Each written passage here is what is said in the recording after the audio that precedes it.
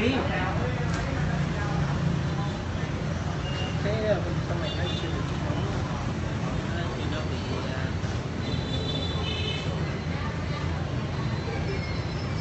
wow giờ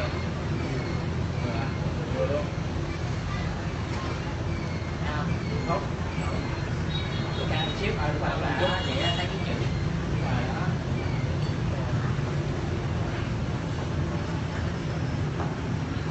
nó có mấy ký vậy? này nó là gần 2 kg phải không? Tầm 2 kg. Tầm 2 kg. Đây. Cái này bữa anh ứng nhiêu?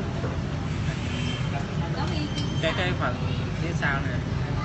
Cái đợt đầu đó là mình đợt đầu là 52 triệu. Đợt 2 là 100. Còn phần đợt 3 là mình chuyển khoản là 110. 1 tỷ. 1 tỷ. À, 110. Chuyển là đợt 2 nữa là 500. Đợt 3 là tới 600. Đợt đầu 367. Vậy là cái nón này 1 tỷ 846 triệu. Bù thêm là 480.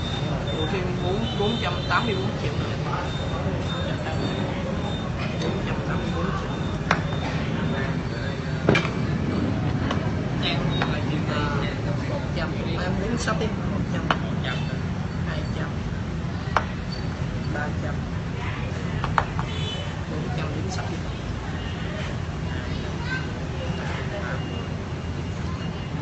400 mấy 484 triệu. Này 100 nữa là em còn thối lại anh em thối anh lại 16 triệu nữa. Nhưng mà cái nón này em là thợ chánh làm luôn rồi. Đây là thợ chánh của bên tiệm vàng Trung Nguyên. Làm cái nón này là mình mất thời